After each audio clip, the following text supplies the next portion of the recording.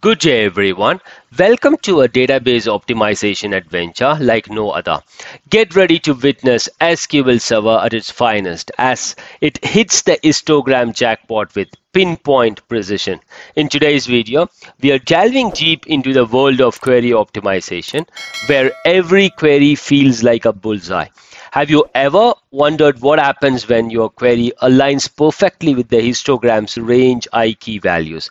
It's like hitting the jackpot in a database casino. We are about to uncover the secrets of SQL Server's lightning fast query optimization. Get ready to witness the magic behind direct histogram hits. We will unravel the execution plans, explore the advantages, and reveal the tips and tricks that will supercharge your SQL Server queries. But before we dive in, don't forget to like, subscribe, and hit that notification bell so you never miss a database optimization adventure. Let's aim for that query optimization bullseye together. We will discuss about the estimates as far as SQL Server queries are concerned when we have a predicate that is going to have a direct hit on the histogram step. That is, for example, if you have a direct hit as far as the values present in range high key is concerned, we will be looking at the estimates in that case. Okay, I'm going to use database adventure works DW for this demo. What I'm going to do is like I'm going to execute this particular query, which basically gets me a count of on count from table one. The predicate is column 2 is equal to this particular value. So let me execute that. Um, if I look at the execution plan and hover my mouse on the index seek, if you see here, we have this execution plan where index seek is happening on table 1 and the index used is ix underscore test. If I look at the details here, what I'm able to see is like the estimated number of rows is equivalent to 999. So if you look at this screenshot here, we are able to see that the estimated number of rows for all execution is 999. We are worried about that. We will talk about other things later, but as of now, for this video, we are worried about estimated number of rows for all execution. And in this case, what I'm seeing is like we have a value of 999.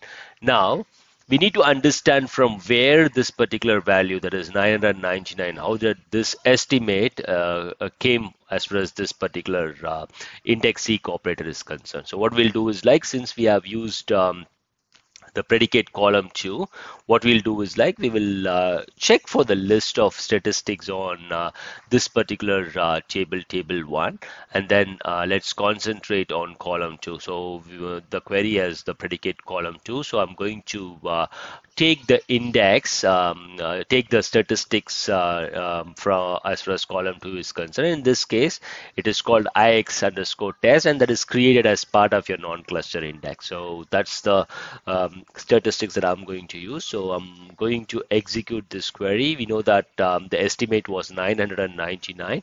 Let's look at that one more time.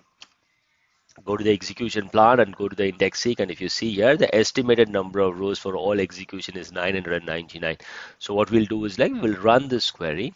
A dbcc shows statistics, table name, statistics name with histogram, and if we see here, the value that we are using is this particular value, which is Ravi Rinku, and what I'm able to see is like we have a direct hit on the histogram step. So if you see here, the range high key has got a value of Ravi Rinku, and 999, the estimate came from this particular EQ row. Since we have a direct hit on the range high key, that is on the histogram value, what happens is like the optimizer basically utilizes your EQ underscore rows and comes up with the estimate. So what we'll do is like we will execute these two queries side by side, and then let's look at the estimate. So if you see here, the value is 999, and now I look at the index seek, the estimated number of rows for all execution is also 999,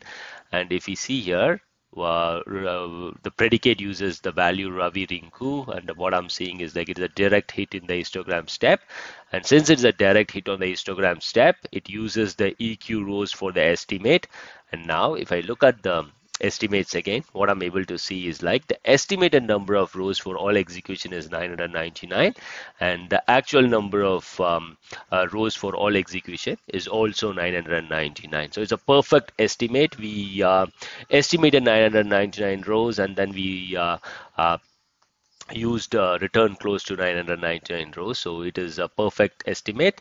And this is how we basically estimate the number of rows for an operator using the statistics. In case if we have a direct hit on the histogram step, then it basically uses the EQ rows. That's it for this video. Thanks for watching. Have a great day. Jai Hind.